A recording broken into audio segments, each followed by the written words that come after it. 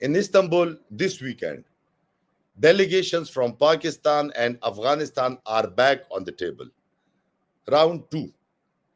The first round in Doha stopped the shooting. This one in Istanbul could decide whether the fragile truce, the fragile calm actually holds. You are listening to Axis Pakistan. I'm Omer Farooq Khan. The Doha round on October 18 and 19 was essentially a ceasefire negotiation. Border clashes in Kuram and Chaman had left soldiers and civilians dead. Then both sides stepped back.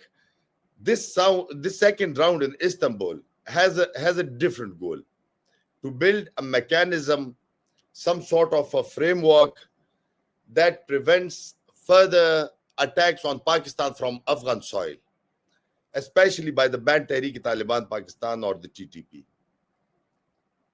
And this time, Islamabad has come prepared with support, with strategy, and with leverage.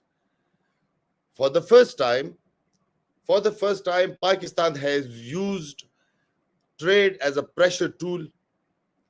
In recent weeks, border crossings at Torkham and Chaman were sealed. Hundreds of trucks carrying Afghan goods, grapes, pomegranates, tomatoes, melons were turned back. It's harvest season in Afghanistan. For Afghan traders, every closed gate meant spoiled fruit, lost money, and angry middlemen. Islamabad knows this, and it used that pressure deliberately to make Kabul understand that harboring or ignoring the TTP carries a cost. It's a cold but calculated message. Terrorism will cost Afghanistan in trade lifeline. And it worked, at least partly. After the border closures, the Taliban government sent its delegation to Doha and now to Istanbul. This time, Pakistan isn't standing alone. Islamabad has clear backing from its neighbors, China and Iran, both of whom share same concerns about cross-border militancy. Beijing worries about militants filtering into Xinjiang through the Afghan corridor.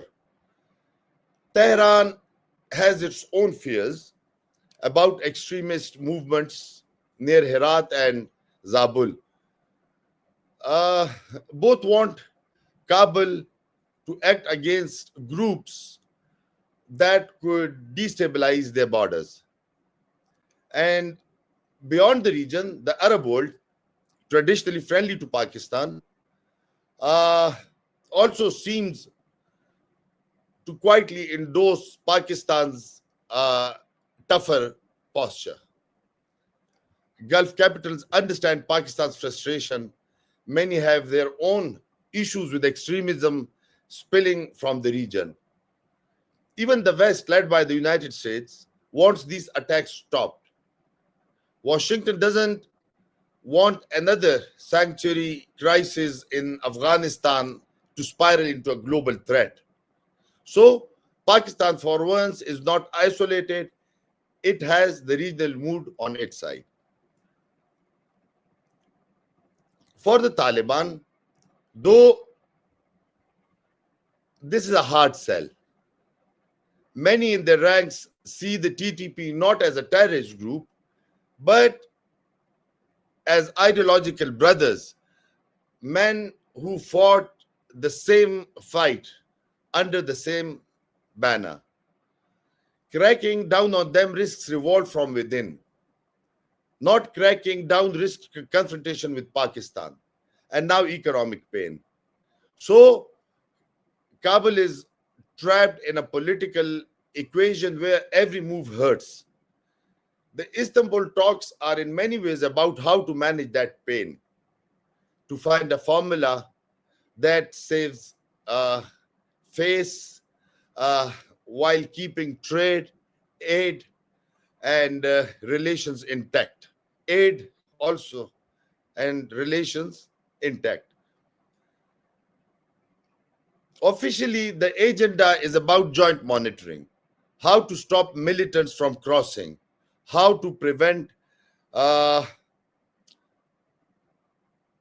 border incidents, and how to keep the peace. But unofficially, Islamabad is believed to have demanded a guarantor, possibly Qatar or Turkey, to ensure Kabul honors any commitments made. The Doha process proved one thing: paper promises won't work unless there is someone credible in the room to hold both sides accountable. And that's why Turkey and Qatar are so central. They've played the neutral hosts, but also the quiet brokers. Each enjoy credibility with both Islamabad and Kabul. The Durand line, the 2,600 kilometer of jagged mountains, runs through history, identity, and trade. Even with Pakistan's border fence, the terrain is impossible to control completely. Fighters, smugglers, families, they all move through paths older than the map itself. So when officials talk about a joint mechanism, they are imagining something far more complex than a few border cameras or patrols. It would need constant coordination, real-time intelligence sharing, and trust, something that's been missing for decades. For Afghanistan, the cost of confrontation is immediate. Every time the border closes, trucks pile up, food prices spike, tempers rise. Pakistan remains Afghanistan's main trading route, its highway to the world. A single day's blockade costs Afghan traders millions of dollars. A week-long closure, catastrophic. And that's exactly why Pakistan's move hit hard. Not through bombs or bullets, but through commerce.